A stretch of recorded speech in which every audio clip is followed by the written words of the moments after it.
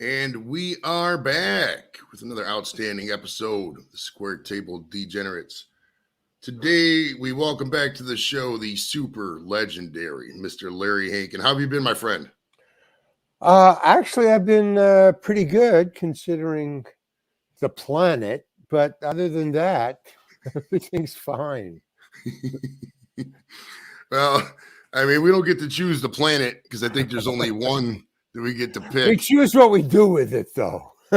It's true. That's true. And I mean, not to get on a rant, but like, I don't think we should choose to just keep blowing up and rebuilding, blowing up and rebuilding. There's other ways to spend money, but that's not my business. You know what I mean? The problem is garbage. That's it. Garbage. Gi- Oh, man, I'm telling you. I Giant wonder garbage if can. aliens have garbage. I I don't think, if know. we disappear, what we're going to be. Hey, whatever it was, left a lot of garbage here. Just I like bet. I pushing bet forward. the aliens, if the aliens have enough ability to like blast off and see us, they probably just like melt their garbage with like a laser beam or something. I mean, Oh, the yeah, probably. And pass us by. I think there's a detour going towards us. No, just let's not go. Let's not go there. right, that's a 9-hour conversation. All right. All right. Since we last talked, we talked December 19th last year. No, December Wow. 17th. Sorry. Our friend Jim Wow. Brown passed away May 18th. So rest in peace, Mr. Jim Brown. Also, maybe this will be the Browns year because who knows? Hopefully. I went to school with Jim Brown. Yeah, at Syracuse. He was talking about that. Last time I Yeah, talked to you, yeah. he was playing ping pong and you said he was just ripped. Oh, totally ripped. Muscles galore. Amazing. I wasn't watching ping pong. I was watching Jim Brown, man. Cool. Heck yeah. All right, let's get right into the book, man. You got it's a book Oh, the called book. Oh, I even got it right here. Ooh, let's take a look. I've come prepared. Wham! There it is, right there. Oh, okay, handsome double on the cover there. I love it. I love it. Yeah. Okay. It's called That Guy. Now, do you mind if I read the description that says on Amazon? Yeah, go ahead. All right. You can do anything you want. It's your show. All right. Now, this is the book he has out. It's called That Guy. That's the title of the stream, too. It says, after a confrontational graduation day, I decided to run away with the show business circus. Went to Greenwich Village and started bussing bars between 2 and 6 a.m., doing open mic nights at the coffee houses all over the village. Within a couple months, I was opening for Woody Allen, Miles Davis, the Kingston Trio, and on to Second City in Chicago. Became a founding member of the committee, a San Francisco attraction rivaling Second City. Co-starred and was featured in Escape from Alcatraz, Friends, Seinfeld, Planes, Trains, and Automobiles, Home Alone, Billy Madison, Breaking Bad, El Camino, Barry, etc. Within my first year, an angry roommate was holding a knife to my throat. It turned out to be more of a carny show involving money, lots of projections, the police, and Rent, a cautionary tale. I've had an imaginary, sometimes life-threatening and rewarding life, and I wouldn't trade it for the normal life, even if one existed. So that's a great description of the book and what I know about your life and what you did about it. Now, first off, what is your least favorite thing and most favorite thing about writing books? Well, the least favorite thing about writing books is writing books. And the best thing about it is I haven't realized that I'm going for it. A bestseller that, thousands and millions of dollars pouring in from all over the globe. That would be the best thing. Other than that, it's just, it's like talking, pardon me, it's like talking to a psychiatrist. It's very healthy, for me anyway. It's very revealing. It's very, you just get you get a load off your mind is what it does. And then when I read it, because you got to send it in, and then there's months and months of negotiations and change this and make it neater and all that stuff. Once you get it past that, and then I read it again. So there was a lag time of, I would say, 4 months at minimum between me handing it in and forgetting about it and then getting it published, and I read it. And it's very revealing reading what you wrote, because I wrote it as a serious cautionary tale. But when I read it, it was pretty funny. And I thought, this guy is ridiculous, man. What is he doing? Why is he saying that? What? And that's the cautionary part of it. It's um, you find out who you are just just by reading the book. It's like confessing to a psychiatrist, and he's recording everything you're saying to him, and then he plays back all the tapes to you. That's what it's like. And you go, holy cow, I said that, I did that. With the knife thing, and and with the things I've said to directors, the fights and stuff. But at the time, I was just standing up for myself. That's what I assumed I was doing. I was, hey man, I don't want to say that. I'd like to wear this. I don't want to go over there. I don't want to do this. Can I do that? And then I would say, well, why can't I? And why do I have to? And I want more money. And all those arguments. And when you read it, it's not the way, well, I guess it is, the way you did it, not the way you thought you were doing it. But there it is in black and white. No, I did this and that. In other words, you're looking at it from the psychiatrist's point of view. You're looking at yourself, and you go, so. But I'm glad I did it, and I found out by reading the book that I had a very interesting life. I mean, there's even more stuff.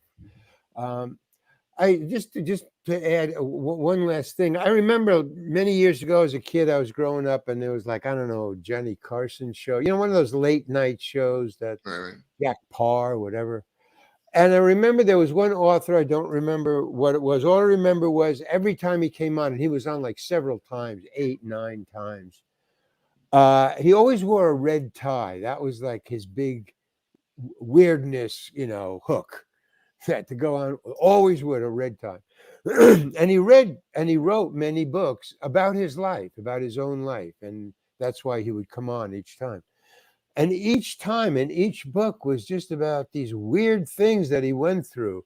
I mean, just strange or preposterous or shocking, nothing, pornographic or anything like that. Just, wow, what a life.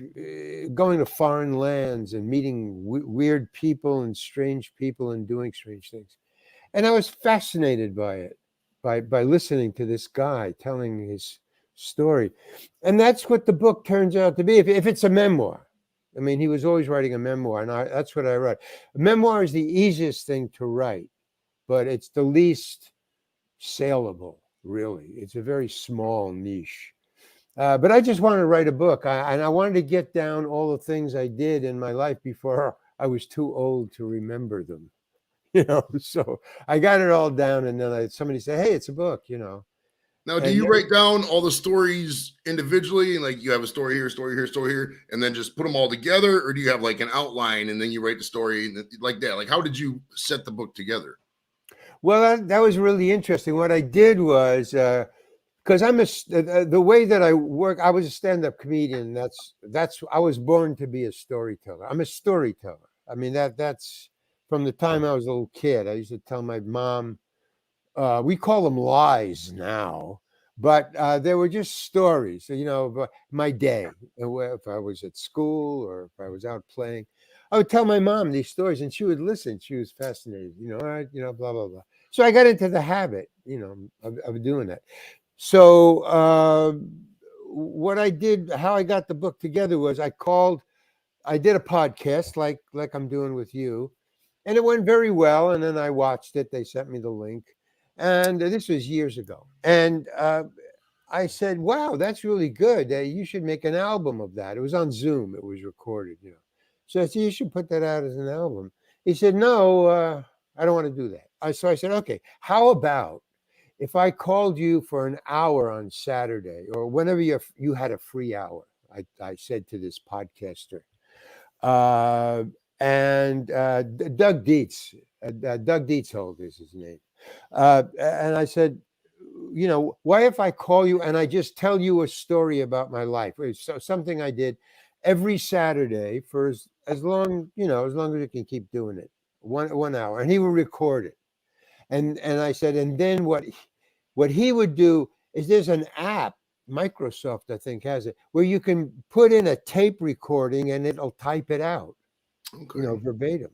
So that's what he did, and he would send me the typed recordings, typed out on sheets. He would send it to me. So I would have it all typed out. In other words, I would speak it and then get the recordings back. And then I would just edit the recorded, typed out things. So that's what I did. So now these stories were random. I would just, what am I going to talk about next Saturday? Oh, I'll go talk about this. So it was just random. Years ago, last week, 10 years ago, 3 years ago, no order to them. And we did about 8 hours of me telling stories to them. And then I edited them. I just crossed out stuff that was just boring or words or stuff. And then I arranged them in a chronological order and how I lived them. Oh well, I did this first, and then I did this, and then I did that, and that was the book. I just put all those random stories into the order that I lived them, and that was the Okay. book. And I got to ask you about the roommate's issue to where he took not like what was wrong with him. Like, what was was there the bill or something? Why did this guy have a knife to your throat? Well, he claimed, and I guess rightly so, that I turned him in. But I mean that's not that's not what was in my mind or what I did. It just that's how it turned out. We went to go, but he was an ex-Marine and a fighter. I mean, he had PTSD. If you said the wrong thing, he would just go off, and you never knew what the wrong thing was. So it was very. But other than that, he was a cool guy. So he was my roommate. My first roommate, Carl Gottlieb, who wrote Jaws. We were buddies in school. We went to Greenwich Village together. We became roommates. And then he got drafted. So I needed another roommate. And then Carl suggested another guy we went to school with. That was the roommate with the knife. And all I remember was he saved my life once when I got into a fight and I just bit off more than I could chew. And he came in and kind of backed me up. And he literally saved my life. I would have been beaten to death. Uh, but he just came in and said, "It's over." I remember him saying that. He said to the guy, "It's over." And the guy believed him and said, "Okay, man, it's over." So I thought, okay, let him be my roommate. He was good to me. He never went off on me. So we were roommates, and then he liked to drink. So he had PTSD. He was an ex-Marine, and he liked to drink. I didn't drink at all, but I would accompany him to bars, just to play pool with him or just hang out at the bar. I would have coffee or water or whatever, maybe one beer. And he would get angry he'd get angry at strangers for saying the wrong thing somehow. And he got into a fight with a big guy. My roommate, I'm not going to say his name. I'll call him Charlie. That's not his name. Charlie was a short guy, but he was tough and he was very angry. And so he would pick fights with people. And then he picked one fight with this big Starker at the bar. And they started a fight, and everybody in the bar pulled them apart. And I thought, wow, okay. And I said to him, let's just leave this bar. I don't think the vibes are kind of cool now, vis-a-vis you and me. Everybody else knows one another in this bar, and we're strangers, so we're outnumbered. Let's get out of here. And he said, no, I want to, and he put his foot down. And he said to the guy, let's finish this outside. And oh man, no.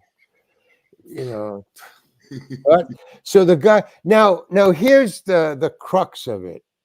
Now he was my roommate, and here's the crux of it right to here. As he started to walk, and the guy said, yeah, let's go outside and finish this. And the bartender said, yeah, if you go outside, fine, get out of here. And then Charlie did something which I thought was weird and strange for a guy who was an ex-Marine. He said to the guy, okay, let's go outside. And then he turned his back on the guy and he led the guy out. And I thought, an ex-Marine wouldn't do that. That's not a thing. You don't turn your back on a guy who wants to kill you. And that's where the anger was. I mean, it's very high. He said, you, okay. And he turned his back and he started to lead the guy out. And I was just standing back and I was watching the guy follow him. And I thought, man, don't you turn your back on this guy, man. And as he got to the door to go outside, I didn't notice, but an ex-Marine would have noticed. There was a ledge right above the door that protruded out this way. So if you go out, you could grab onto it if you reached up high enough. And that's what he did. As he led the guy out, he reached, he spun around, faced the guy, grabbed the ledge, and just swung with his feet and kicked the guy, bam, back, yeah, like that, just bam, as hard as he could in the chest. He kicked the guy back. And then he said to me, Larry, run now. And we just split out the door, man. And we ran for our lives. I was running for my life because if this guy caught either one of us, it was over. And then there was a crowd behind him. And we just kept running. And I said, the only thing, because he could run, I was an artist. I was running, but all my thought was, I don't want to get caught. That was because I'll be dead. So that gave me energy. So we ran and ran and ran until we couldn't run anymore. We through back alleys and everything. And when we finally stopped and looked behind, there was nobody behind us. And I was fine. So we went home. Okay. And now you want to know the answer to the question. There's the backstory. The answer to the question was, we came out, we had 5 flights. It's a walk up, really cheap apartment, man, like $150 a month. 5 flights up. We go in. I lock the door. He goes into the kitchen and he gets a big carving knife, a big fucking knife, for carving like a turkey or something. And I knew it was sharp because Carl had bought it, and Carl only buys sharp, good, new, expensive things. And he bought this really cool knife. And I had used it, so I knew it was sharp. He takes the knife, he opens the door, and he goes downstairs. And I go, where are you going? He says, I'm going to go fucking cut the guy's throat, man. That's where I'm going. And I go, no, man. But I wouldn't follow him. No, I've been there, done that. So I just said, okay.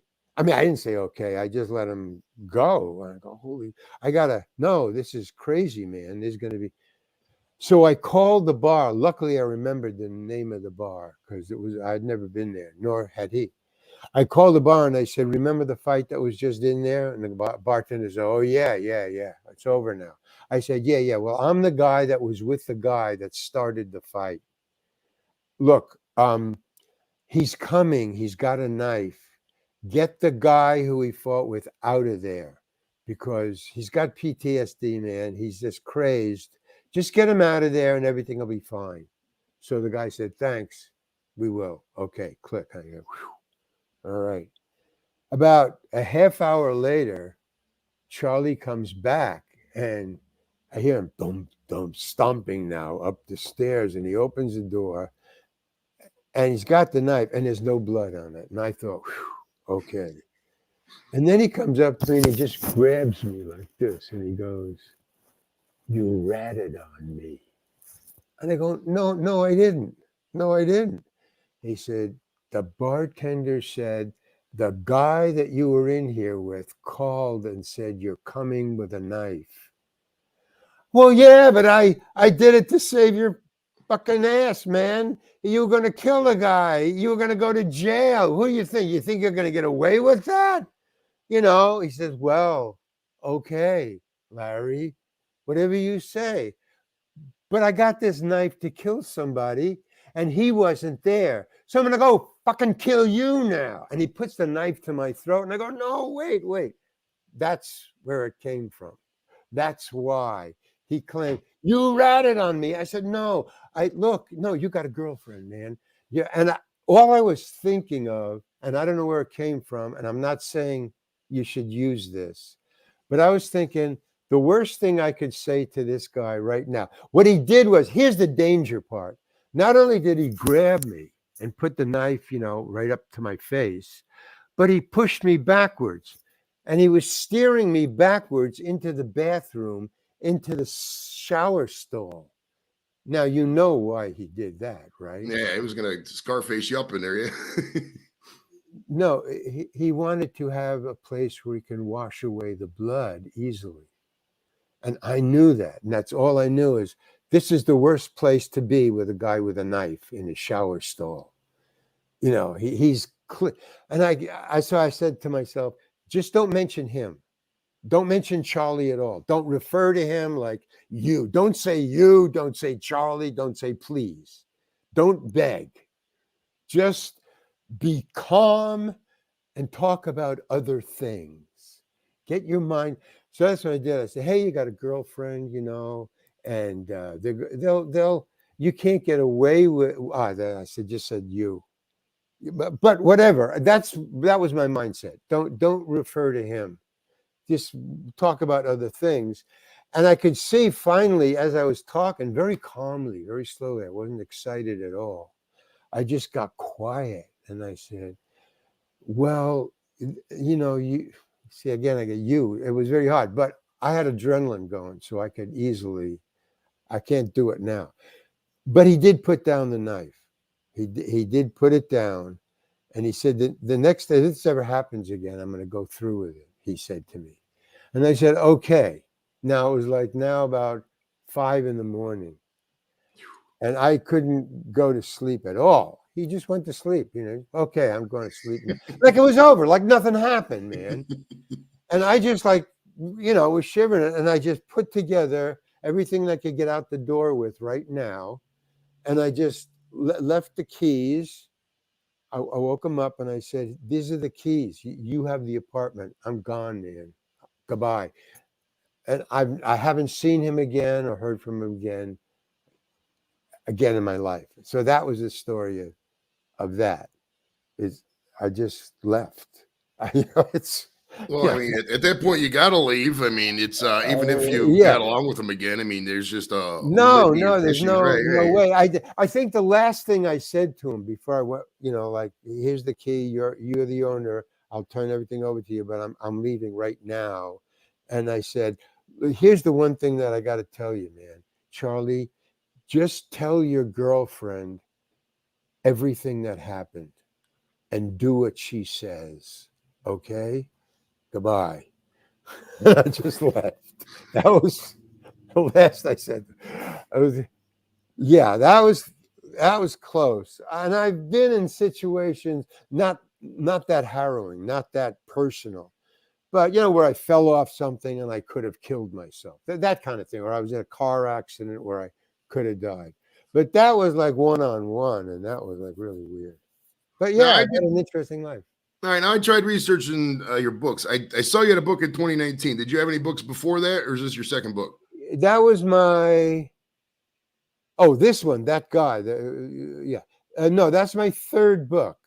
I wrote one called The Loopholes Dossier, which is a satire of politics and fairy tales. It's just a collection of short stories. Okay. There's 8 fables that are satires of fables, but they're up to date. They're about a gang. Okay. They're about a gang. So instead of a prince or a princess, it's about a gang. But that's a fairy tale. So there's 8 of those, and then there's 2 short stories. One is about politics, and the other one is about homelessness. I lived homeless for a year in my car. So, and that was, and then the first book I ever, here it is. Here they are. This is the Lupo's Dossier. This is the short stories. This here's the Confessions of an Urban Survivor. That's about how to be homeless. It's a little instruction book. And this is the politics is the Loophole Dossier. And this is 8 quirky fairy tales. That's short stories. It's on Amazon. And this is my first book, which is all these stories. This is 8 stories plus 8 poems that go with the fables. So it's poetry, really doggerel. It's doggerel and fairy tales. And I put this book into this book plus other short stories. And then there was That Guy. Okay, now what is the main difference between book writing now in 2023 and back then when you first started your book? And what keeps you going after all these years to have the energy to even write a book? I'm running out of energy. I'm running out of interest, is what it is. I'm running out of passion and desire. That's what I'm running out of. Because what makes you write the book? Because I didn't know about writing books. I didn't know. That's what kept me going all my, because I get interested in things that I know nothing about, and then when I get in the middle of it, I go, okay, I've got to art my way out of this. I got to write my way out of this. I got to act my way out of this. I got to talk my way out of this. I get into situations desired by me or just chance, just stupidity on my part. My life mantra is you do what you do and you deal with the cards you dealt yourself.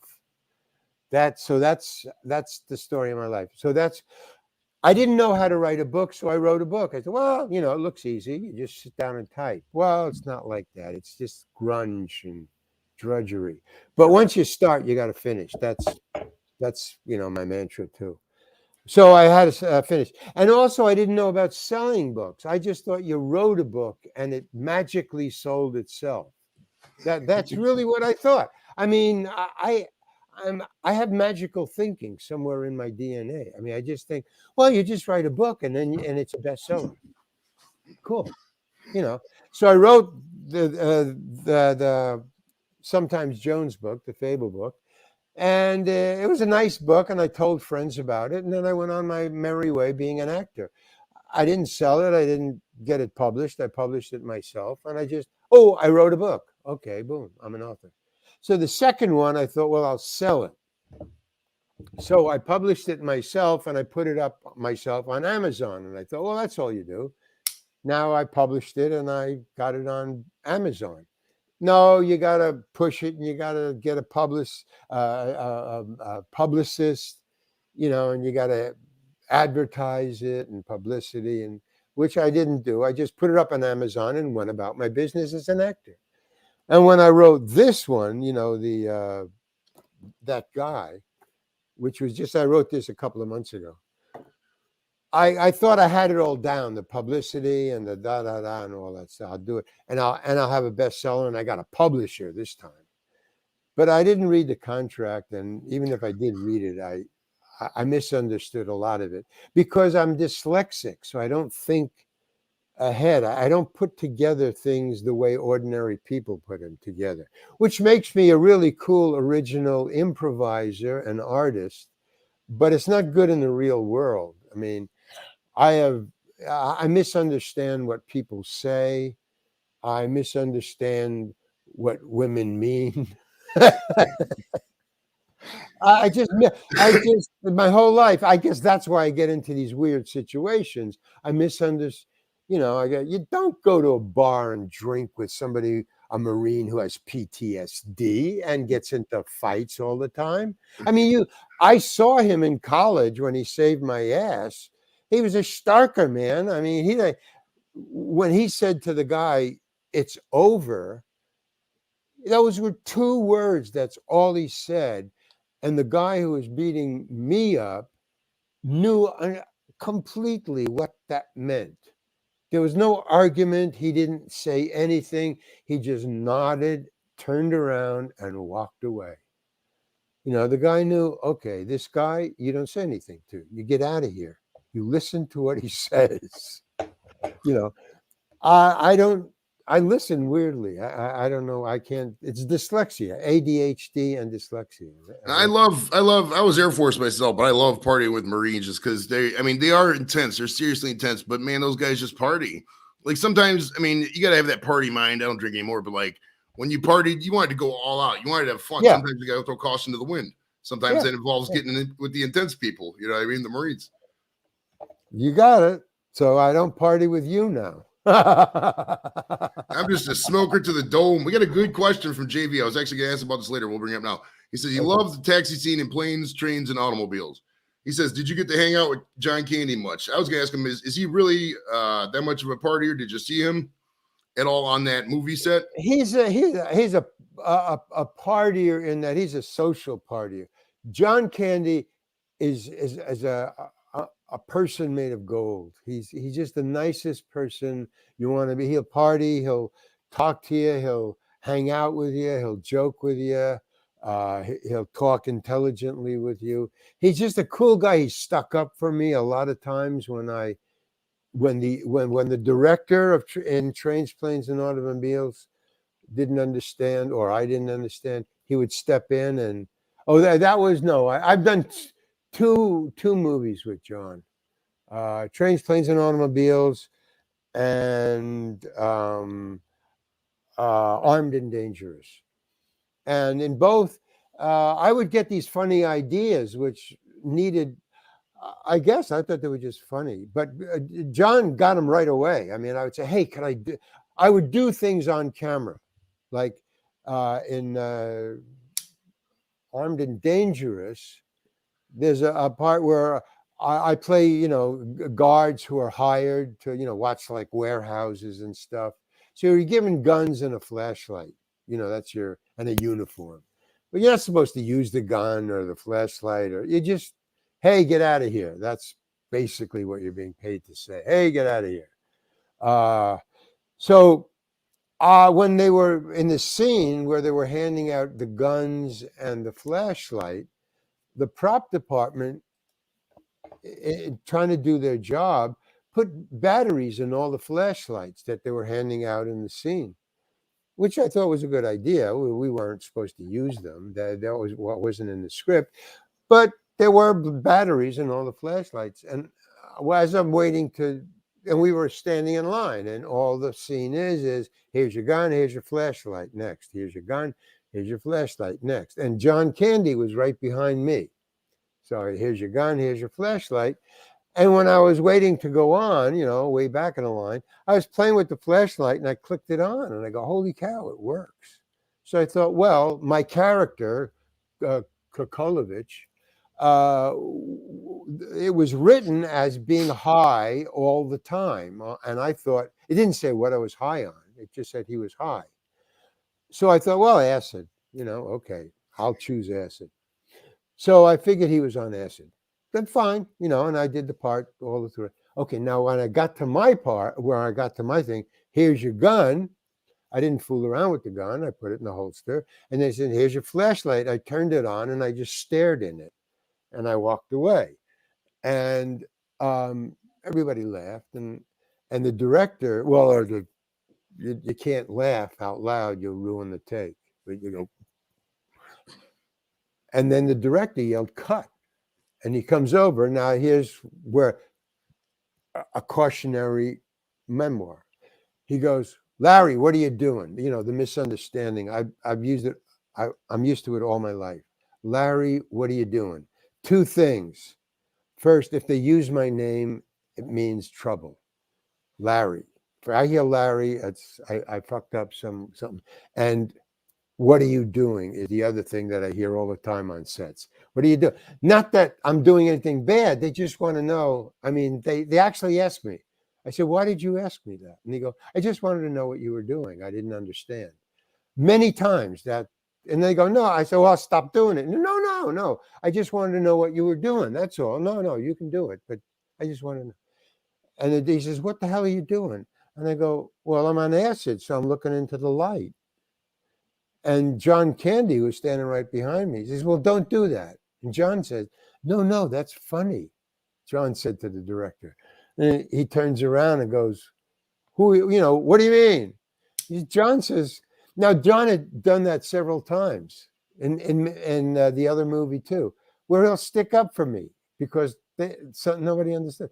So that's why I think John is a really great guy. We were going to do other movies together. He wanted to know if I was writing any screenplays.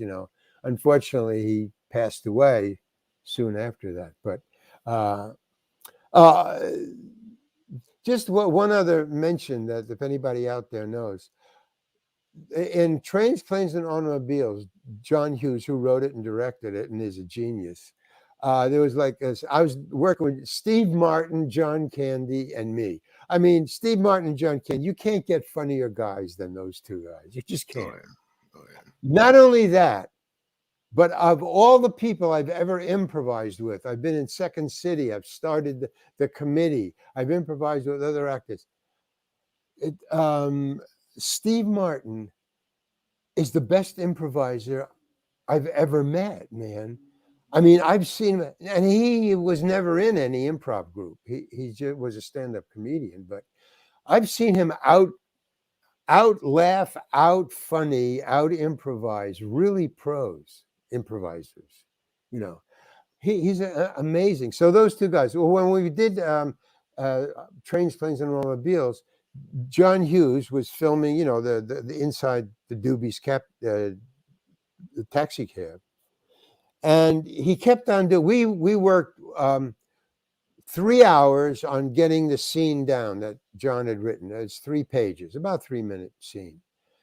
But the rest of the day, after we broke for lunch, the entire rest of the day, we kept on doing that scene for no particular reason that any of us, John, Steve, or me, could figure out.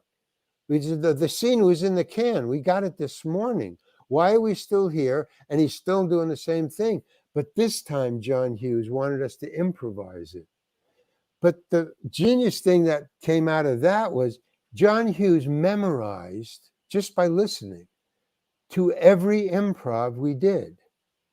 For like 4 or 5 hours, he would go, "No, John, in the one you did before that, you said this, and then Larry, you said that in the next one. So combine that in the next one. We'll do it again. But you say what you did in the last one, and Larry, you just keep saying what you did right now, okay?" And he kept on doing that, and we were, Steve and John and me were just like, "What the fuck is going on, man? We couldn't remember, so we had to ask John, what did I say before he said that?" I mean, that's what we were doing. But the reason I'm telling you this is years later, I met a director who said, "Hey, that was really a funny movie." And I said, "Oh, Trains, Planes, and Automobiles, yeah." He said, "No, the film short." And I said, "What film short?" The one where you were Doobie and it was with Steve and John in the cab. I said, "That wasn't a short. That was a feature-length film." No, it was a 10-minute film. He showed it at his house at a birthday party that he threw for himself, John Hughes. And that film short was the entertainment. And it was 10 minutes long and it was hysterical. Now, I've never seen it, but if anybody out there knows about it, I'd like to know if you've ever. Now, I hear it's on a DVD. There's an anniversary DVD that just came out like 2 or 3 months ago. And on it is a plus, an extra, and it's the film short. No, I haven't gotten it. I haven't seen it, but I'd love to see it because it's just that scene that we improvised in the afternoon, all improvisation. It must be really funny. People have told me about it, but that's why I'm telling you about it. It's a Anybody good knows it's a about good lead into my next question. I was going to ask Oh, you about okay. the second city in Chicago. Now it seems many famous people from show business have came through there. Now, what Yeah. advice would you give to people looking to get into improv, especially advice for people to become more spontaneous, which I would say is the key? Would you advise people like start classes, looking at starting their own comedy troops? What would be your advice on something like that? First thing, listen. Improv is based on listening. If you're not listening, forget it. You don't listen, you can't improvise. I don't care. You can make up crap to say. That's not improvising. Listening is improvising. Second thing is there is no such thing as denial on stage in an improv. You can't deny, like I was saying, okay, well, this is a great hotel we're in, Boom, that's it. You're in a hotel. You cannot say no or not, or you can't say, yeah, there's a nice bathroom that you have. No, no, unless it's the bathroom in a hotel. And those you can't deny because it can't go anywhere if you're denying. Then he can deny and I can deny, and there's no scene. So you've got to ingest the information that's given to you. That's why you have to listen. Improv is all about listening and reacting. There is no acting in improv. It's not acting, it's reacting. So you listen, you react. And the other thing is, don't try to make up funny stuff. Funny stuff in an improv stops the improv dead, and it's not funny within the improv. So those are the three rules. If you can remember those, you'll be fine. Just relax and listen. Relax and listen. Very simple. Yeah. Okay. That's it. All right. On that note, what advice would you give to people looking to get into stand-up, especially those that can't remember jokes? Don't tell jokes. Nothing to remember. Very simple. I never told a joke in my life. When I was in high school, I did. Jokes are for high school, poop jokes. For stand-up, what the audience wants to laugh at is human fuck-ups. They want to hear how you made a mistake, or how your mom made a mistake, or how your brother or your garage mechanic. They want to see reality screw up. Like monkeys want to see people fall out of trees.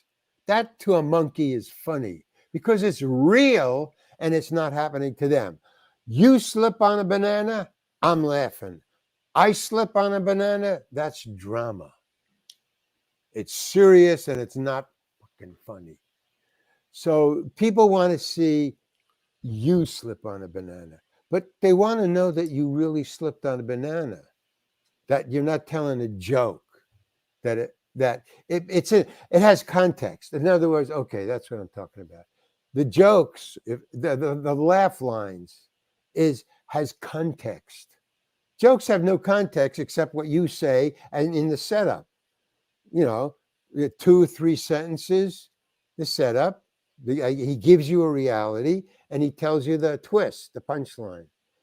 But in improv, I want to see human foibles, the heart. I want to see the heart, the blood. I want to see the beating heart.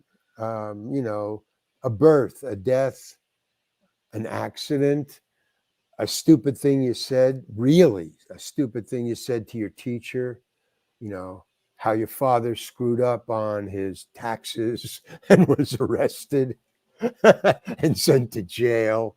That. In other words, real things that you can make funny, but jokes, I never told a joke. I would just get up and talk about my day.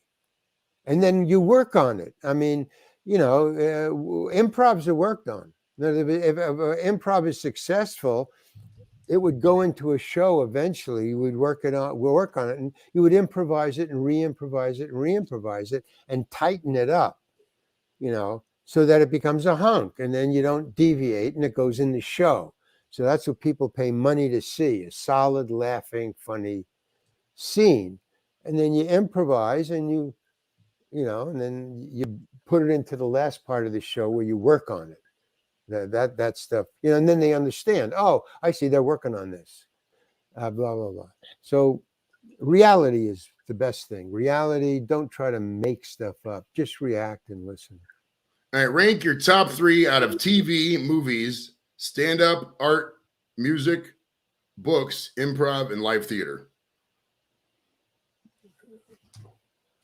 Okay, the only movie, I don't know if you want me to rank all those in the order, or just rank your top 3. Rank your top 3 favorites that you like to do out of those items I listed.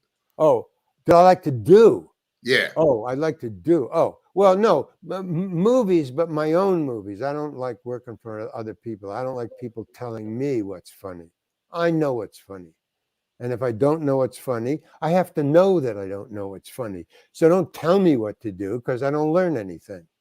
I learn what you don't know, but I don't learn what I don't know. So I would rather try and fail than have you give me directions and tell me what to do. I went through that, the first 5 years. I was an actor, you hire me, you're a director, you're boss. But now I've learned all I want to learn. I got chops. I got some, the verisimilitude. I just want to. So I write my own movies. I write my own books. I don't want to. I paint my own paintings. I just, leave me alone. Enough already. Okay. What's your favorite out of all those two? Well, just give me your top. Like, what is like if I said, all right, you got to do one thing for the rest of your life and you got to enjoy it. What out of all the entertainment right. stuff are you Right. going to do? Write and perform in reality on stage. Okay. Writing and performing my own stuff on stage. That is the best of all possible worlds. And I'm going to do a one-man show as soon as in January. Oh, okay. I'm writing a one-man show right now. So I'm not going to do anything for 2 months. Okay. I'm on vacation now. I like it. Hey, I'm all about vacations, man. What is your now? Where is your what's your? Let me ask you this on the vacation spot. What's your favorite spot that you've vacationed? I haven't taken a vacation in years. I mean, I go to the beach here. I live near the beach. I haven't been in the water in years. Ever since COVID, man. I've been like, life has changed since COVID. That's like what, 5 years, 6 years ago now? I don't know. But everything's different. I've been around for a long time, and the last 6 years is just people around here are still wearing masks. I flew on an airplane for the first time in 6 years last week, and there were still people wearing masks. I'm going to go get a COVID shot in tomorrow. So I don't know where would I go for a vacation. I'm trying to think. I don't know. There's no safe place because of the global warming. You'll go somewhere and there's a tornado there out of nowhere. In other words, hey, there's not supposed to be a tornado here. I'm vacationing. Well, tell that to the carbon people. The oil people. Carbon offsets. All right, now I have a confession to make, and don't kill me because I've seen so much of the other stuff, but like I've only seen the first episode of Breaking Bad, and that was it. I saw it with my daughter, and I'm gonna get around to watching it. It's one of those things, you know what I mean? Because she's watched a couple other episodes, and I want to get back. It's a way we bond. That's how we bond. We just Cool. my daughter's twisted like me. She got all my twistedness, which is awesome. But how old is she? She's 14, which is great. Oh, okay. Yeah. They're starting to think now. Independence. Now, describe for me and the others who may not have seen most of the show what the show's about and what your character did. Oh, my God. Well, basically, it's a chemistry teacher, Bryan Cranston, who finds out that he's got terminal cancer. And, he just has a very, a teacher's salary, not making much money, but he's a chemistry teacher. So he thinks, well, I'm going to die soon anyway. I think they give him 6 months to live. Yeah, smoke it down to the filter. Good for you. So smoke the filter. It's even better for you. So he decides to break bad, to become a drug dealer, make a lot of money in a very short amount of time, leave it to his family, and die knowing he took care of his family, his son, who is injured badly, permanently, and his wife.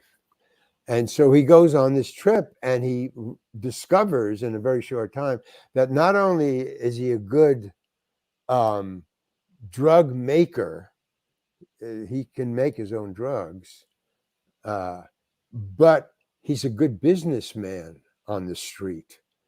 And he starts to dig the power that he has and the negotiating power that drugs and eventually guns and threats make. And he just gets carried away and he thinks, well, it doesn't really matter. You kill me or cancer kills me. So I'm fearless. And holy cow, man, the writer, Vince Gilligan, who's a genius, just works that.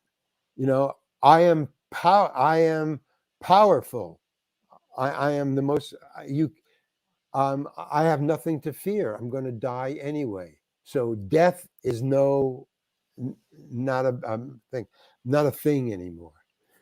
And then finally, he discovers near the end, I believe, because I stopped watching, but I was a fan. I would watch it all the time. That his cancer may be able to be cured, and that I lost it right about there. I lost interest. Now maybe that's just in my own mind because of dyslexia. I started to because I was starting to act a lot more by then, and I also wanted to drop out. So by the time I got into it, which was I think the third or fourth or fifth year, because I was in El Camino, but I was starting to get bored with acting, not just Breaking Bad. I just acting, and I wanted to drop out.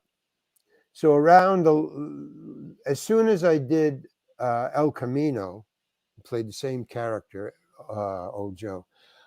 As soon as I was released from El Camino, I mean, probably 2 days later, I called my agents and said, "Forget it. I'm not doing this anymore. I can't take it. I don't want to do it." So they retired. So I shut the door on myself. You know, uh, do what you have to do and deal with the cards you deal yourself. Well, now I didn't have any agent at all, and I couldn't go back to them. They were out too, and to get another agent is just a work and a half. And by then, this industry had changed, so I just fine, I'm out. And I haven't. I've been out for now 6 years, ever since COVID, right around the end of when El Camino came out. I quit. So I've been just working on my own, and I like it. I like writing. I like making my own little film shorts and working for friends. I do make movies for friends, but I don't know what happens to those movies. I just like the freedom that my friends give me. Yeah, Larry, can I do this? Yeah, that's great, man. I just came back from Kalamazoo, Michigan, 3 days ago. Just came back, did a movie for a young friend.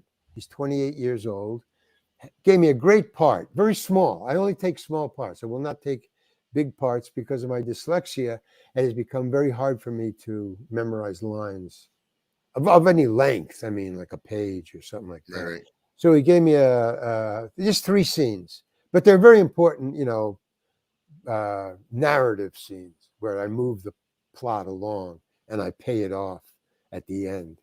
And I loved it, and he just loved what I was doing. He goes, "Here's the part, bring something to it. Whatever you want to do, Larry, it's fine." I played the owner of a Jack in the Box. It wasn't called Jack in the Box; they changed the name. Right. But I played this old Jack in the Box. All his teenagers were on strike, so I had to take care of everything, cook the burgers, and work the window, and everything. And I had the Jack in the Box. Well, this is called Hot and Now. Hot and Now, N apostrophe. Hot and Now. So I had the costume, the working, with the cap and the costume and the 80 apron Love it. and the Love it. jacket. I loved it. It was just I played it was about 80, I guess, somewhere around there. But it's really great, and I had plot lines, and so it was important. I mean, the part was important, and I just loved it. And the director, said, do it again, but do more of that. Do it again. Oh, that was great, man. Blah blah blah. So that's the way I like to work. People who understand that I know what I'm doing, man. I just I got it down. Like, how to do a podcast, about time and about questions. And I know how to act. I mean, I've been doing it for 50 years. Come on, man. You know, uh, and the industry is too wrapped up in time and money. I mean, they're really, no, we got to, hey, let's hurry up. No, It just it depresses me. And no, it doesn't depress me. It makes me sad because I love performing. I really do. I'm a performer. Just born to perform.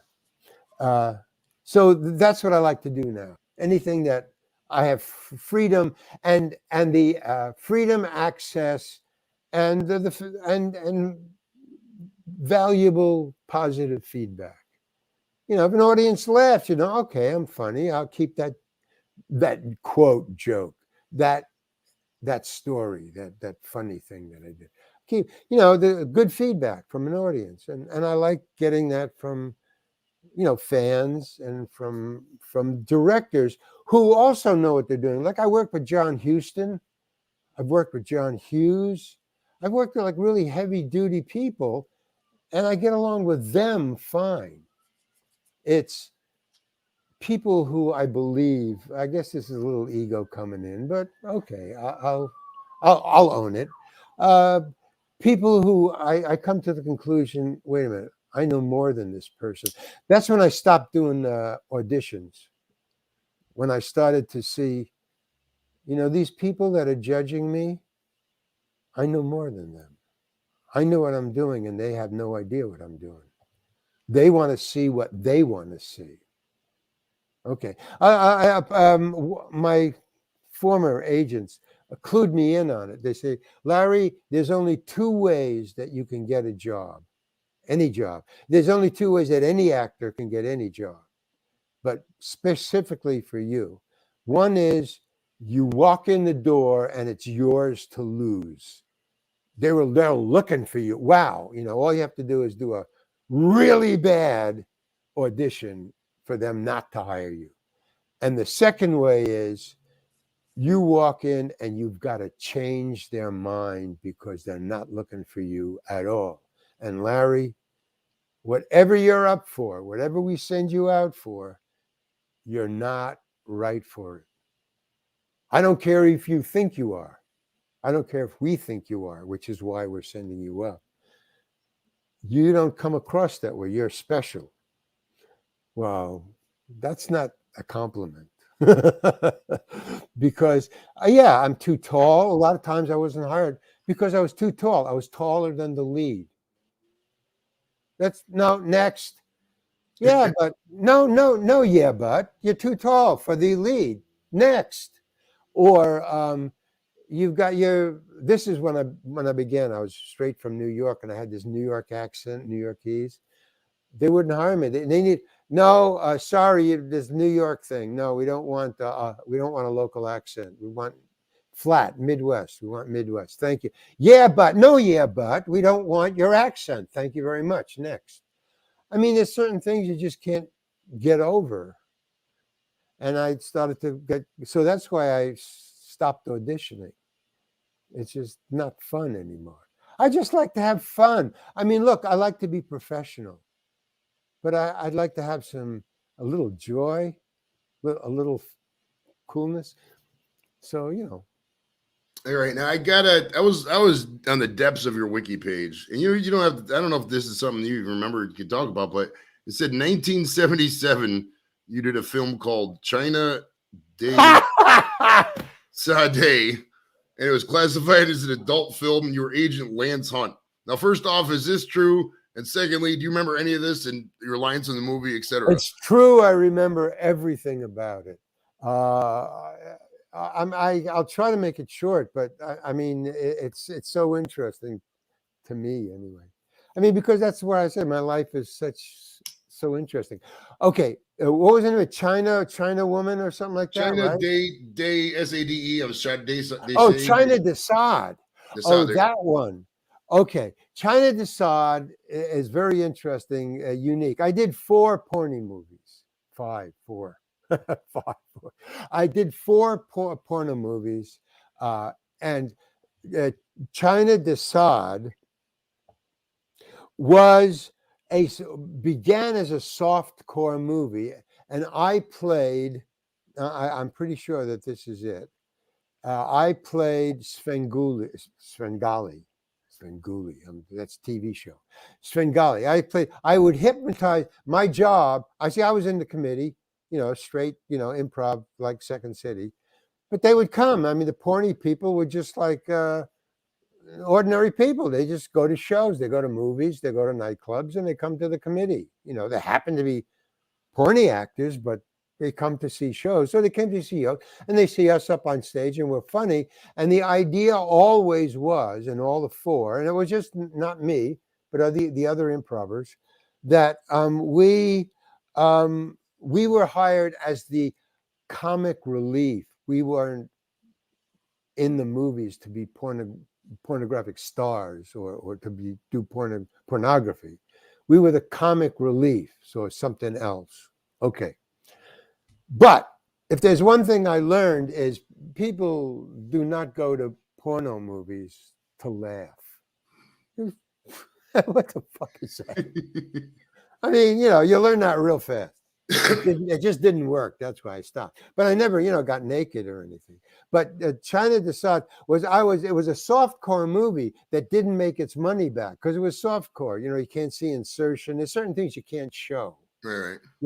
So it didn't make its money back. The director wanted to be a director, not a porno movie director, but a director. So he figured, well, a softcore movie would be the way around it. Yeah, like I did this. Oh, I'll publish my own.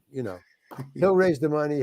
And his directing of the softcore will give him entree into Hollywood. No, didn't work. Okay, so I was hired as Svengali. I would hypnotize women to be screwed by the porno star. So I had nothing to do with the porno. I was the I guess the pimp, I guess. I don't know. I would booga booga booga, you go with this guy, do what he says, and then they would go off, and then the movie would and then the movie would be about them doing that, but it was softcore. So what the owners of the porno movie did was they sold the rights to the movie and the outtakes, everything, all the film, to a real pornographic production company with the rights to do whatever they want with the footage. But if they just sold the movie as is, the way it was made, no, then a part of the money went back to them. But if they changed it in any way, and that's what they did, they bought a movie and then they just took out all the softcore stuff and put in real hardcore stuff, man. The real deal. Now, I had nothing to do with it because I was never in those scenes. So my part never changed. Booga, booga, booga. And I guess, I don't know, maybe they used the close-up of the original woman, but when they, panned down to below the waist, then they put in the insert pornography stuff and they kept, you see what I'm saying? They just fixed it in post. But they made it really pornographic. So I've gotten reports. Now they also sold that one to another, and each time they changed the name. So there's one movie with 3 different names. The first one was Svengali. That was the softcore movie called Svengali. That's what I was hired to do. The second pornographic version was China Desad. I don't know how because I only I saw some of the outtakes, so I knew, oh wow, man. And I was thinking, should I take fuck it. Who'll ever see this? But I wasn't naked anyway, so it really didn't matter to me. But I've never seen the third one, which is, I hear, even worse. I mean, it's really, really gross.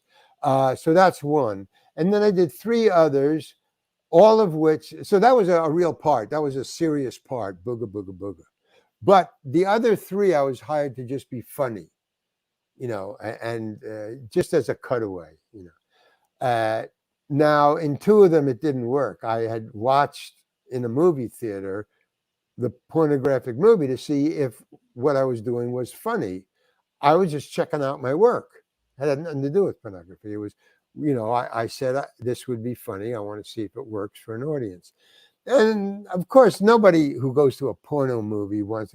So what they did, it just spread confusion in the audience because they go, blah, blah, blah, oh, porno, porno, porno, the raincoat people were all there, and then all of a sudden, this comedy scene, and all they did was go, what you would see them going like this, what you would see confusion. All the raincoat people would looking, am I in the wrong theater? Well, if they came in during just a comedy scene, they would go, uh-oh, I'm in the wrong place. They'd go out and then they'd come back in again. No, go back in. The porno stuff is coming up. No, that's just funny. But nobody would laugh. So, and two of those, I was, okay, I'm not going to do this anymore because it just didn't work. And then the third one was so hysterically funny, just the premise of what they wanted me to do, that I'll tell you what it is. It's just, they're just the premise, just to hear it.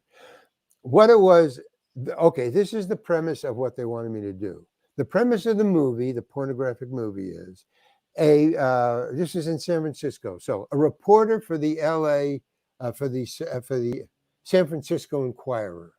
I was a reporter for the San Francisco Inquirer. Now, this is a really cheap porno movie. It was done in a rented house, just somebody's rented house, a one-story, house. And all they were allowed to use was the living room and the kitchen. That was, I don't know if they even told the people who owned the house that it was going to be a porno movie. We just want to shoot a movie and all we need is 2 rooms. And they said, okay. So the people who owned the house moved out and stayed in a hotel for 3 days. So they weren't even around. And they just don't break anything. You can't move anything. Okay. So it's a real movie. Okay. So I go in. So my job and the premise of the movie was, I'm going to do I'm going to do an article in the San Francisco Examiner about wife swapping in San Francisco, which at the time, which was the 60s, San Francisco was the porno capital of the United States, out in the valley. So this was supposed to be a true documentary about a reporter who's going to report on making porno wife swapping movies in the valley in San Francisco. And they said, well, what do you want me to do? And he said, well, you can say whatever you want, but, come dressed as a reporter, jacket, suit, tie, jacket, or, formally, what a cub reporter would be doing, pad and a pencil. And we want you to interview the wife swappers for your article. And that's your part. I said, oh, great, fine. And they gave me a couple of $100. I mean, that was just like a half a day's work out in the valley. So I went and I showed up at the address, and you see all the cars parked in the camera truck. So I knew I was in the right place. And there's this 1-story house among just a neighborhood of 1-story houses. And they knock on the door and they go, oh, yeah, come on in. We're shooting already, So I come in and, the door's in the living room, front door to the house. So I come in and there's a couch, a rug, a Morris chair, a TV set, a fireplace, another chair, and you can see the kitchen, and there's a table and a kitchen table. On every one of those surfaces is a naked couple fucking. I just walk into this, and there's 2 cameras shooting them, just walking around shooting them. And I'm going, what the fuck? And they go, cut. Okay, the reporter's here. Okay, we're going to do it again. Let's start over again. And Larry, what you do, I thought this is so cool. I want you to, this says the director, I want you to interview the couples as they're fucking. Yeah. And you're going to film this? Yeah, that's the movie. Okay. So fun. And he says to everybody, there's 1, 2, 3, 4, 5, 6. I think there's 6 or 7 couples. So, and action, Larry, action couples. And they start, making the beast with 2 backs, boom, boom, boom. And I just, with my pencil, hi, could I just, yeah, what do you want? And there's this pumping away. And, oh, is this your wife? No, my wife is over there. She's with that guy. Oh, so is your husband? No, my boyfriend. He's in the kitchen fucking the girl on the on the table there. Yeah, okay, fine.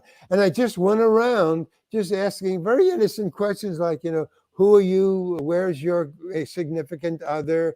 Do you like this? Do you do this all the time? Or where does the club meet?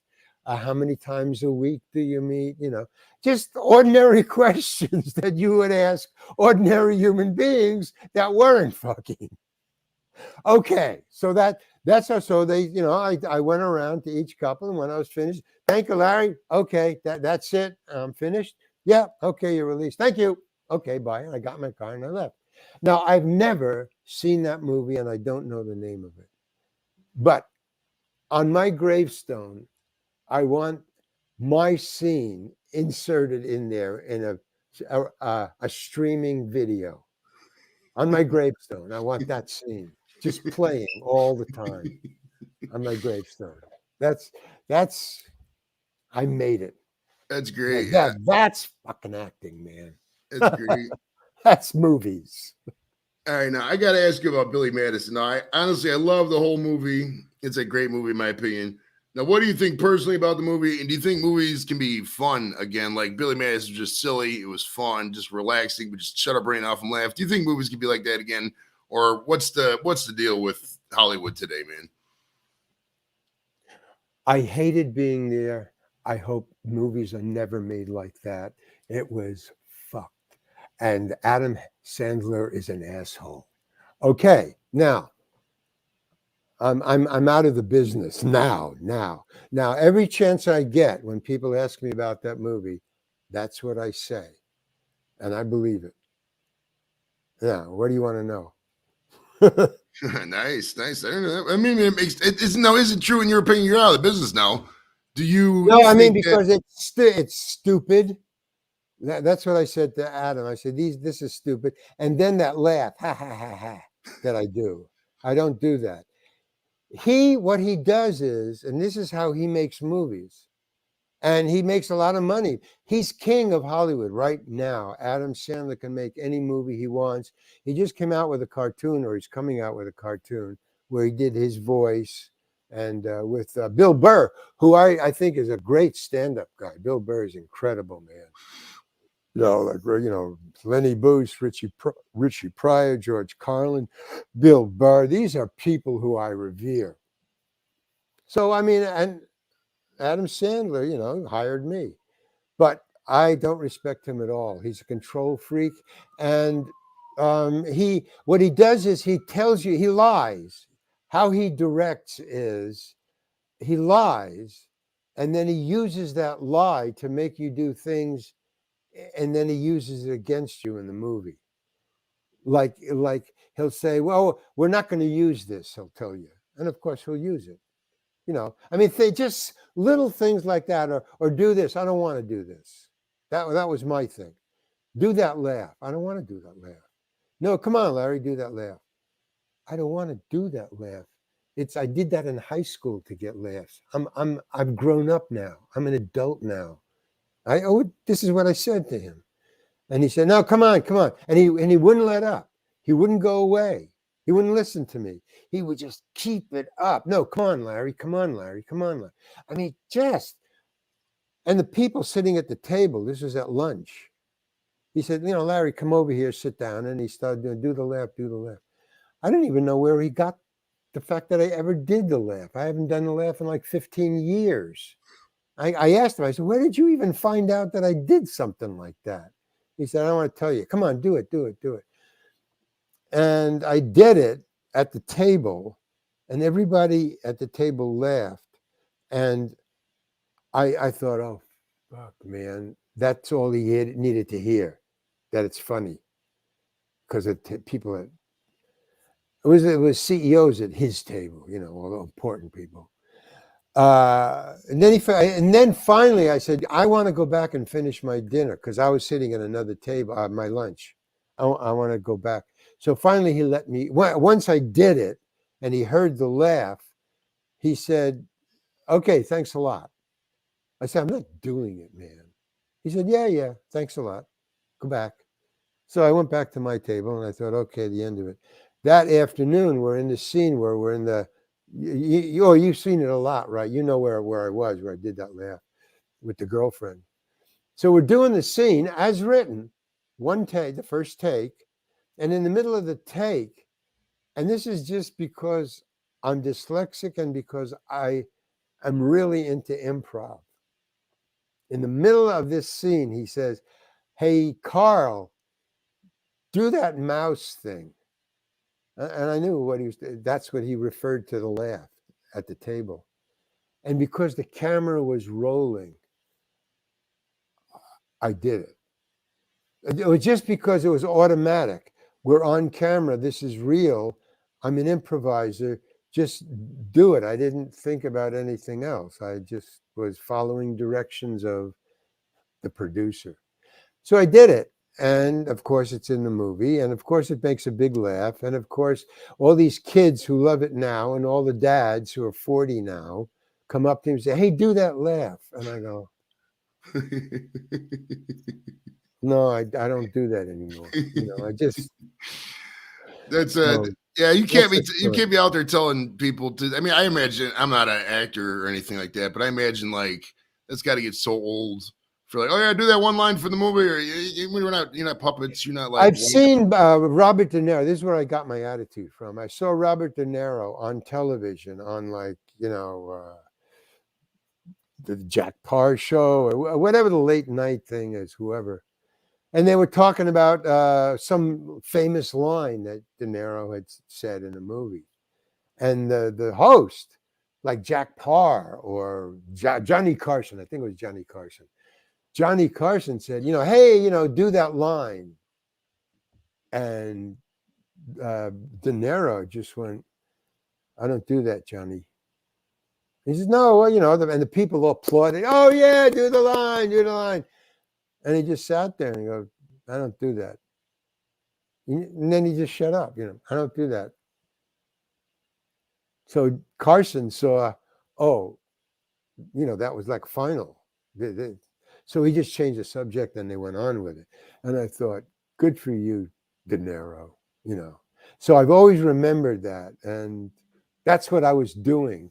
And that's what I was imitating when, when the people come up to me, but when I was arguing with Adam at the table, I was thinking, no, De Niro turned it down. I don't want to do this. But my habit, it was habit that just went off. And the second time, they said, well, we can do I figured, well, I'll do another take and I just won't do it. Now I know it's coming. And Adam said, moving on, let's not do another take. So he knew I wouldn't do it again. So he one-upped me. And he's a total control freak, and I'll never forgive him for that, ever. And then, he fucked me around a couple of times just by calling me to say, "Are you available?" And then he'd call me back and say, "Oh, sorry, we gave the part away." You, Nope, come on, man. I mean, not he's cool. just such, but who am I? I mean, he's king of Hollywood, man. He's like Trump. Do you think a lot of these people at that level are control freaks and just kind of Many of them a-holes? are. Here's my take on Hollywood. Hollywood is full of geniuses, but they are incredibly outnumbered by assholes. But there are geniuses there, man, and that's probably the only place that they can be a genius is Hollywood, where there's enough money to give them free reign for their genius. I mean, John Huston, John Hughes, Robert De Niro. Um, um, Robert Downey Jr., Brad Pitt, Bryan Cranston, Aaron Paul. I mean, those guys are serious people, man. You don't screw around with them. I mean, and even if you did, they are so good at what they do that they can finesse it. I don't finesse. I don't know how to do that. I'm just bald face. You're in my face. I'm in your face. Yeah. I mean, it's very simple. I don't get the blows. I've learned that. But I mean, no, I'll stick up for myself. That's all. And they do every once in a while. Somebody will appreciate that and go, "Yeah, no, you're right, Larry. Okay." cool. But I've done like several, 5 or 10 movies in the last 5 years for friends. And somebody said, well, could you try this, try that, or I did that, and they, there's a give and take. That's all. Hey, it's a communal art form. You can't just be yourself. I understand that. I'm not like, hey, it's me and that's it, take it or leave it. No. But there are meetings of minds where at least you understand what I'm trying to do, and we can work around it. I've done that, and really good directors understand that, and they help you get to where you want to go. John Huston told me, 80% of directing is hiring the right person and leaving them alone. That's what John Huston said. I've told that to other great directors, and they agree. They say, John Huston said this. Do you think that? And they go, yeah, that's right. And bad directors direct. Interesting. Bad directors direct. If you see a director directing, he's not there yet. I mean, John Huston. Did he give me any directions? No. I was the dog catcher. He did, Annie. He directed Annie. John Huston was on my side. John Huston stood up for me. John Huston was on my side. He told everybody to leave me alone. Off. Let him do what he wants to do. He said that, man. I was there. I even bet on it, crossing my fingers, that he would stick up for me in this situation. I had a big argument about my costume. I was a dog catcher, and I wore,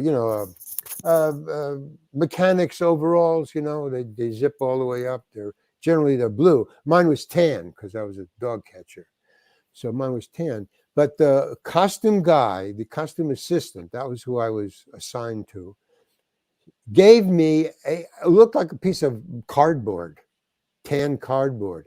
What he did was, not only did he wash the uniform, but he ironed it and starched it, or washed it and starched it, and then ironed it and let it dry that way.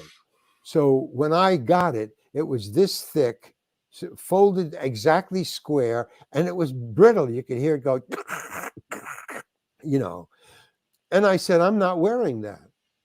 I had my own, I had my props and stuff. I knew what I was doing.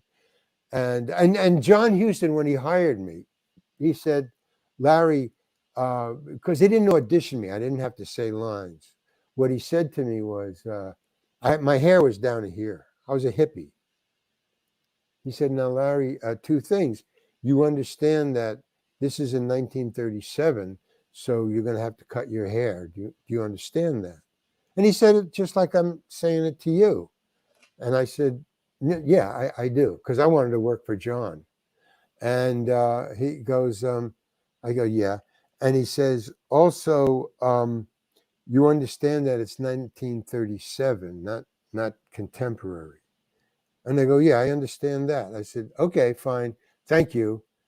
And the casting director came with me, to like guide me and be there for me. So she was standing right over my shoulder. She's big time. It's John Huston, casting director, major casting director. So she was standing right there, and I'm talking to him, and she goes behind me and she takes my hair. My hair is down to here. She takes my hair and she goes like this, and she holds it up like a ponytail, but in her hand, up like this. And he goes, and I'm about as far away from John as I am from this camera. And he goes to her, he goes, what are you doing? What are you doing? And she says, well, I'm holding his hair up so you can see what he looks like with a haircut. And he says to her, in front of everybody, he goes, first of all, don't touch my actors. And he laid it down. Don't touch my actors. And second of all, I'm a director. I have imagination. Leave them alone. She goes, And he says, you have any questions, Larry? And I go, wow, man, that was so cool. And I go, no. And he says, thank you very much. That was all. A gentleman, total cool guy, man, John Huston. And so she was about to grab my shoulders and take me away. And she go, boom. And she said, and I followed her out. And I got the part. That was the entire audition. And when I was arguing with the guy about the, tan thing and the crunching, I said, I'm not wearing this because I thought John Huston will stick up for me. He did it at the audition. That's what I was thinking. So I said, no, I'm not going to wear this. And he said, you have to wear this. It's your costume. And I said, unless this is filthy, this is 1937. I'm a dog catcher. These are all mongrels. I want it filthy or I'm not putting it on. And he says, you are putting it on or we're going to John Huston. And I said, great, let's go to John Huston because I'm thinking he'll stick up for me. So, and this thing is like a platter, man. It's, I didn't unfold it. I just went like that and I handed it back to him. So he's carrying it like a platter. And he said, all right, we're going to John Huston right now. So we walk out into the outside. We were inside, walk out outside. And we were on this kind of quadrangle. I don't know where we were. It was kind of like a school quadrangle on location. And it had just rained the night before. So there was puddles here and there, but there's dry places you could walk and not walk through puddles. But it had rained. And we walked to him, and there's John Huston, and he's looking at his rushes. He's, in his director's chair, and he's hunched over like this, looking at his rushes. And he hears us coming, and he turns, and he goes, oh, Harvey, how you doing? Oh, and Larry, how you? And he remembered my name from like 3 weeks ago. Oh, Larry, how you doing? Okay. And the second thing he said was, what seems to be the problem? I mean, he just read the look on Harvey's face and my face. He's carrying this platter. And he said, what seems to be the problem? And he's kind of like ready for it, cool, John Huston. And Harvey says, this actor, that's what this actor will not put on this costume. And John Huston goes, is that true, Larry? And I go, yeah. And John goes, why is that, Larry? Why won't you put on the costume? And they go, because it's not dirty. This is 1937 and I'm catching mongrel dogs and shit. And it's got to be filthy. And this thing is starched and everything. I mean, starch wasn't even invented back then. I mean, I'm not putting that thing on. And John Huston says, Harvey, give me the costume. So Harvey hands him the costume, lays it on his hand like this. And John gets out of his seat. The great John Huston gets out of his seat, turns his back on us, and starts walking away. And he's carrying this, and he walks onto the grass into a puddle with these, very expensive Italian loafers. I saw that. Very expensive, and socks. And he walks into the puddle, and the puddle is about that deep. So it's over his, he's all I'm thinking is his socks are getting wet, and he's not copping to it. That's all I thought. That the great John Huston's socks are wet and he's not bothered. And he walks into the middle of the puddle and then he just unstarches this thing. He pulls it apart and he flaps it flatly out, because it's still stuck together. And he throws it in the puddle and then he walks all over in the puddle. Both of us, it's just our minds are blown. Is this the great John Huston who directed Treasure of Sierra Madre?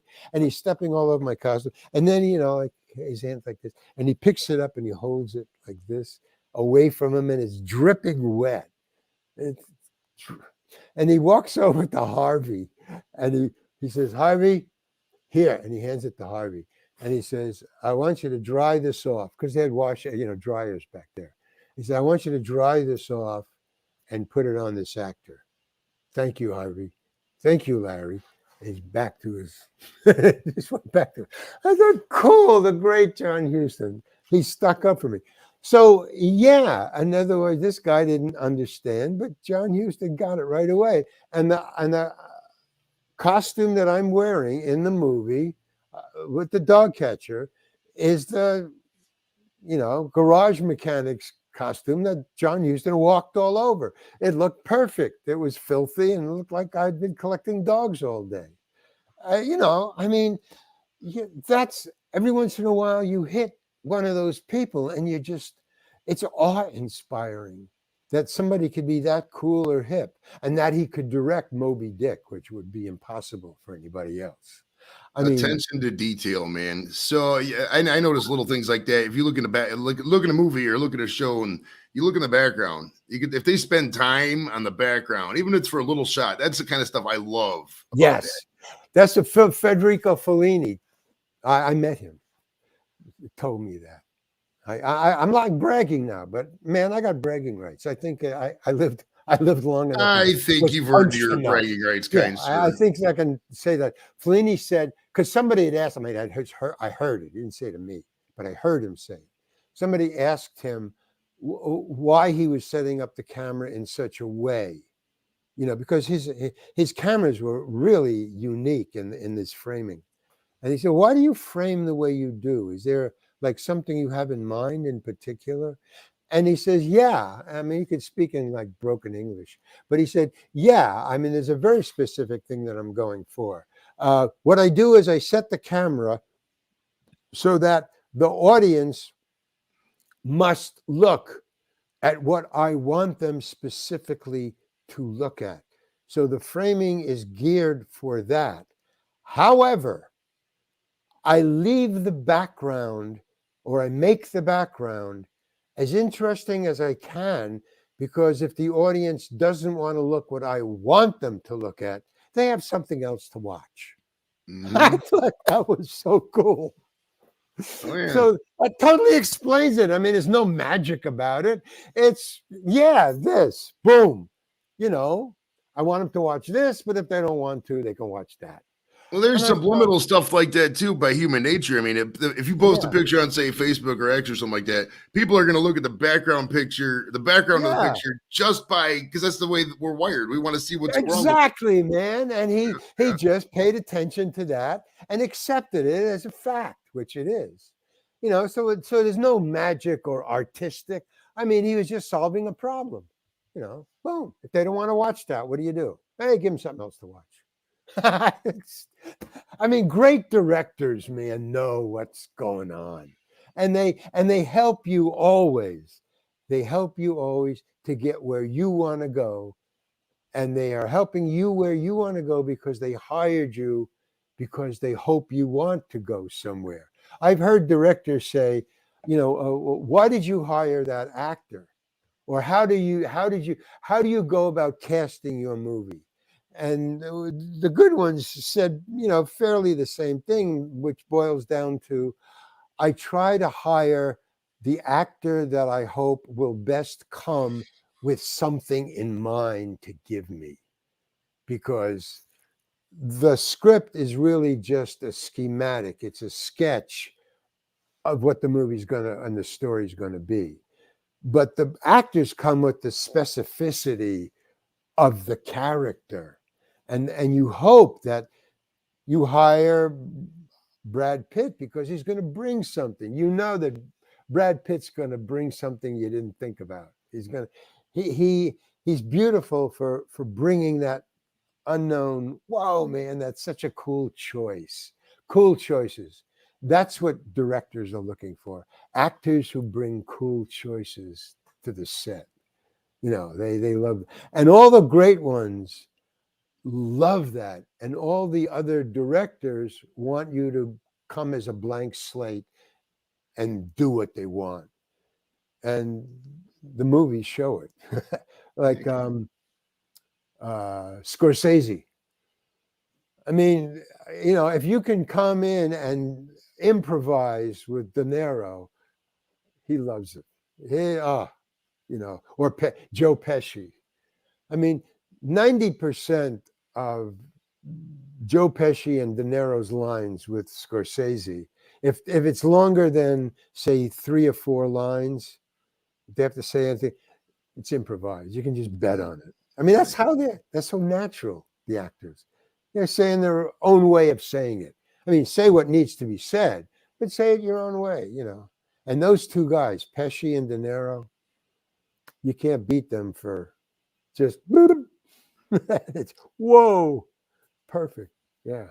And you were talking about George Carlin, and I remember I looked up when I was looking at your resume. I noticed you were on the George Carlin show. Now, how, in your opinion, how awkward was it for somebody like Carlin with such an awesome vocabulary that was so edgy? I mean, he would say stuff that you couldn't even broadcast on network TV today. For him to like have to pare that down to go to a network TV show in 1990 or 91, whatever the hell it was. How was that like funny to watch him do something like that? Do you remember that being on that show? What was that like? Well, no, but I know this the story of Carlin because I knew him when we were stand-ups together. We would pass, working nightclubs. I would come if I knew Carlin was opening for the opening act that was closing on Saturday night, and both of them would be gone. I would show up on Friday just to come see Carlin the night before and get a feeling for the room and what kind of audience, and then I would open on Saturday night or Sunday night and go on. So I knew Carlin. The thing that motivated Carlin to be that edgy was the thing that I argued about with Adam Sandler. No, I won't do that. George Carlin said, no, I'm going to say that. I'm going to say fuck and shit, and blah blah blah, all those words, the 7 words you can't say on TV. He would dare somebody to call the police. I mean, he was so into, no, you can't control me. I know it's funny, and you don't know crap. He was so into that. But what he had backing up, because he had been on the road for so long, and he had a wife, and he had a house, a home already, and I didn't, that he had money to back up buying a good lawyer. So he knew that he could insist enough to take it to court. He was willing to go to court, whereas I had no money. When I cursed on stage and they said, get off the stage, I have to quit or change my act. So I would either change my act or quit. And I have quit sometimes, and I have changed. Okay, I won't say that. And sometimes I changed it just for 10 minutes, and then I would go back to it, and then holy hell would break loose because the audience feel that I just fooled them. I just stopped 10 minutes ago, but now, well, what do you think we forgot? Fuck you, boom, and they start throwing things, coming at me with beer bottles, pulling the armrests off the theater seats when it was a arena show. They would pull the armrests off and throw them. These things are oak, man. They're wood. I mean, if they hit you, it's worse than a bottle.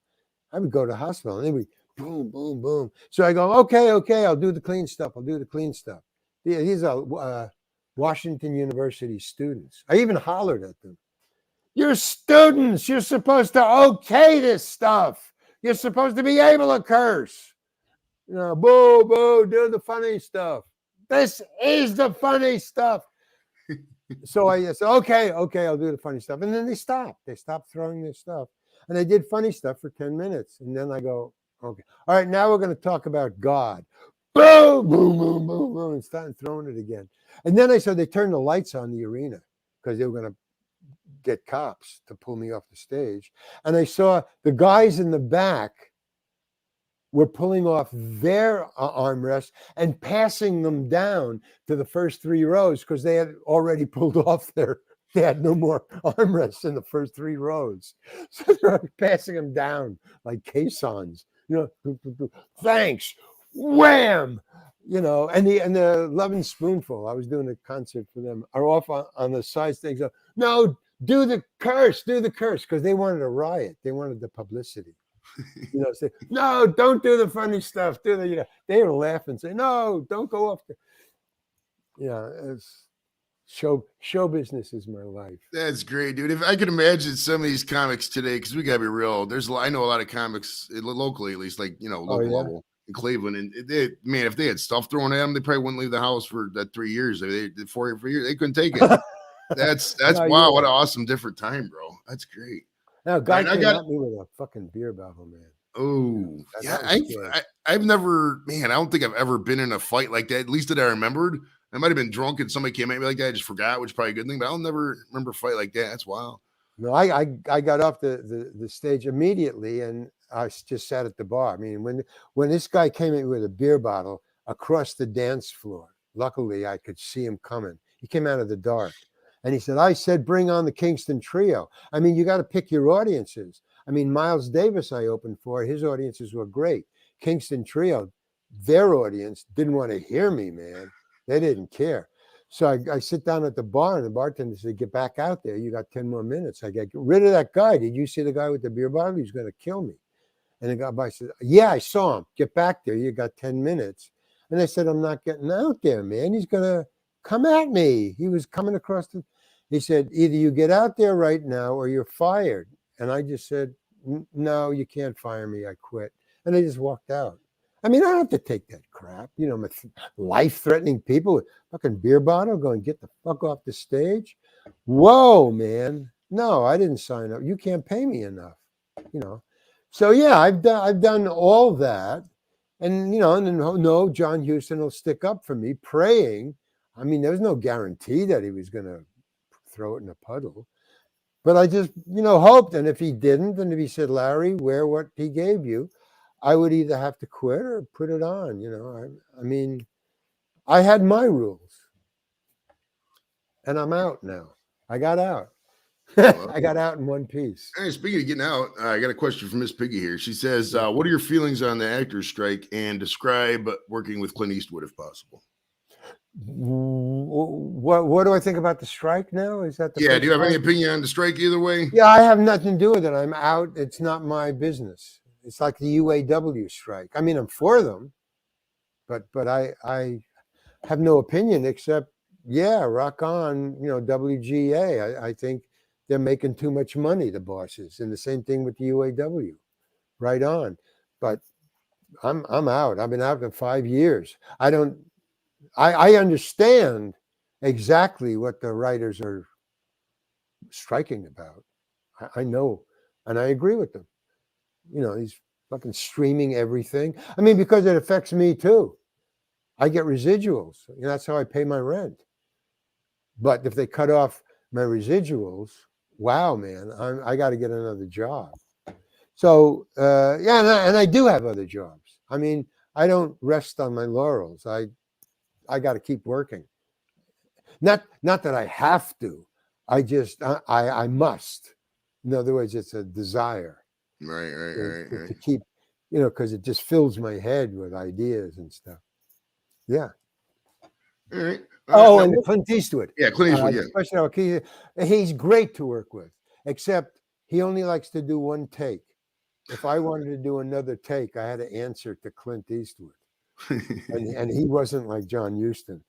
He's a control freak too, but he's mellow also. He's very intelligent.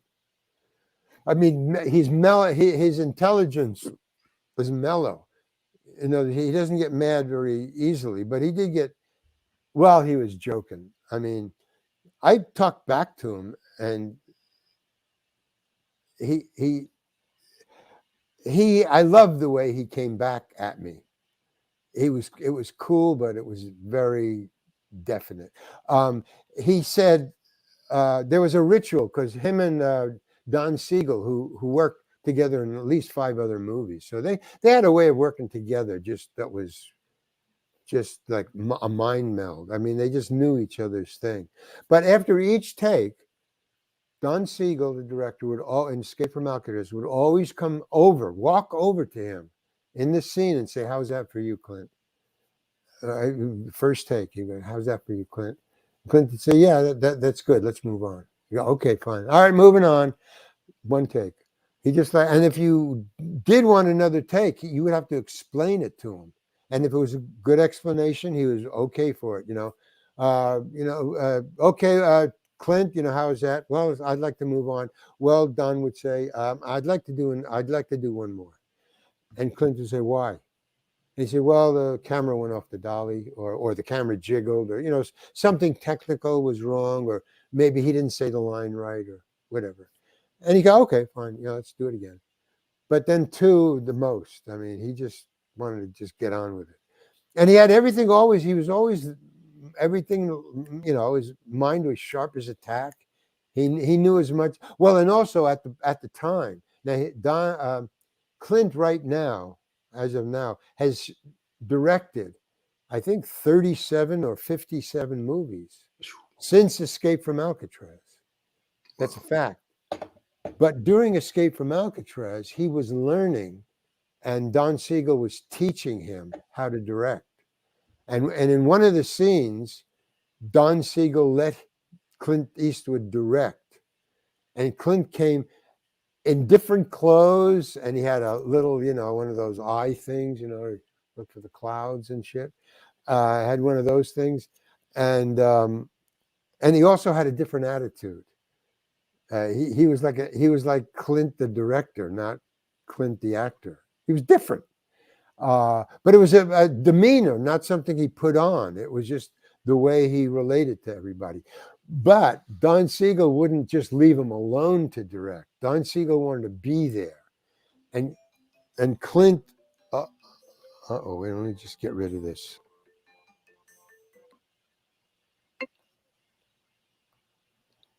Okay. Oh, no. What did I do? Oh, You're still here. fuck. I can hear you. Okay, yeah, I but can hear you. You probably got the can other you window. see me? Oh, wait a minute. Yeah, I can see and hear you. Everything's perfect. Oh, I can't see you. So let me just. Oh, there you go. Okay. All right, cool. Okay, so he would. Wait, what would he do? I was talking about Clint and how he would react to the takes or something. Yeah. How he would react to the takes. What he would do with me? Yes, we would come up and say, how is that for you? So at one point, he came up. Don Siegel came and said, "How is that for you?" And Don Siegel would say, "How is that for you?" And Clint Eastwood said, and they kept on doing this, and all my scenes were with Clint. So for 3 months that I was there, I was like not there for that little speech. They would talk back and forth, and I'm just standing there like I didn't exist. And I started to get insulted about a month and a half in. I mean, he wouldn't even look at me, neither one of them, or he wouldn't ask me, is that okay for you, Larry? He would just talk to Clint. They would say, well, I'd like to do this and blah, blah, blah, or we'll do it again, and okay, fine, blah, blah, blah. And then he would walk away, and I go, what about me, man? So the next time, and Clint said, at one point, Don Siegel said, "How's that for you?" And Clint said, "I'd like to do it. I'd like to do it again. I'd like to do it again." So we did it again. Okay, so I took that as a cue. So the next time Don Siegel came up, he said to Clint, "How is that for you?" And Clint Eastwood said, "That's fine. Let's move on." And I, for the first time in 2 months, said, "Well, I'd like to do it again. I think I can do it better." And Clint Eastwood just looked at me and said, "Well, I can't," and walked away. Well, the crew just broke up. But what that meant, and I knew it, was I'm in the barrel. I mean, I'm dead meat around here. Clint just marked me as fuck with this guy. That's what I can't meant. And he walked away. And so Don Siegel walked away. So I was left standing in the middle of the scene, nobody around me, and everybody's laughing at me. And I thought, this does not bode well. And sure enough, for the next week and a half, they rode me like crazy, man. But, put-ons and ridiculous requests and just fucking with me, man. And I was up late at night trying to figure, I got to get out of this. I can't take it. I can't take it, man. When Clint Eastwood's crew, when the crew is against you, it's worse than the director being against you. I mean, they won't help you. They'll put things in your way. It just was awful. So I finally figured out, well, not that I figured it out, but it happened, and I just jumped on it. Don Siegel comes up to Clint Eastwood. I think it was about a week and a half later, because I said, I got to get out of the barrel. I got to get this off my head. He comes up and he said, "How is that for you?" And Clint Eastwood said, And I don't think he realized it, but he said exactly what I had said a week and a half before. Clint Eastwood said, totally unconscious, he said, well, I'd like to do it again because I think I can do it better. And I said, well, I can't. And I walked off the set. And there was dead silence. Dead silence. Unfortunately, we were up on Tier C. The camera was out over the tier with a 30-foot drop. And I couldn't. So, the tier is only this way. This way you have to jump off or go into a cell. But this way, there's a door down here and there's a door down there. And down here was all the stand-ins and all the equipment. It was blocked. You couldn't go that way. And we're standing here. And so I had to walk, I had to walk this way. And that door was about 100 yards down that way. And all I hear is silence back there. Dead silence. I mean, it's like ominous silence. And all I was thinking is, I know I'm fired. I know I'm fired. I don't give a fuck. I will not take that. That's bullshit, man. And I just wanted, and the door is getting further and further away. I mean, just, and I'm just walking. And finally I got there and I said, I don't care if I'm fired. I'm going through the door. I don't care if I ever see these people again. And just as my hand goes for the doorknob, I hear Clint say, hey, Larry, come on back. We're kidding around. That's great. Yeah. And I just turned around and just walked back as if nothing had nothing in between his last sentence and me. I just walked back and nothing was said ever again about that little tiff. The crew never said anything, but they treated me really nice after that. That's awesome, man. Clint was my buddy. He even recommended me to another friend for another movie, which I did on Clint's recommendation, use Larry. So, yeah, but that was close. That was as close as I ever got to, a cautionary memoir. But, there's at a point, and they push you. And I talked to Don Siegel about it afterward, about the old days. And they said, this is what we did in the old days. In the old days, if you see any of these old black and white photos of making black and white movies, the camera was huge. The lights were huge. It was very hot. And everybody, including the crew, wore suits, if you remember. Yep. He said, that was an oven back then, he said. So all they did to just pass the time was put each other on and fuck with each other. It was just the way what was going on off camera because of the heat and the suits. I mean, and just waiting for your time to go on. Like anyway, that's the story. Right, you're sitting there like, yeah, at least it's not hot as hell in the studio wearing suits, right? Yeah. But it just proved to me that in the right instance, if you stand up for yourself, Hollywood does get where you're going, but you got to pick your shots, man. I mean, with 100%. Eastwood, it was fine. Don Siegel, John Huston, but the lesser directors, no, they'll fire you. They'll fire your ass. 100%. And they don't have any sense of humor, and then the geniuses do. They let it go, man. No big deal. That's all right. Since I last talked to you, I have to show you the shirt I bought. Keep it down. Yeah. Yes. Mr. Heckles. Yes, cool, this is Mr. Man. Heckles from Friends. So if you get a chance, go visit thereallarryhankin.com. You can get all the stories we're talking about. There's a link to the book on Amazon. You can buy this shirt in all kinds of different colors. I just like the lavender. You can get it in like 10 different colors. It's really sweet shirt. There's the book right there. So be sure to check out the book. Check out the shop. Go on the website. I'd like to thank Mr. Larry Hankin for coming out. You're an honor. You're one of my favorite guests to have on because you got stories for years, man. It's great. I love it. Cool. Well, as long as I can keep being in the stories, I'm cool. Amen, sir. Amen, brother. So check us out next time, and thanks everybody for coming out. We appreciate it. We'll talk to you guys later. All right. All right, later.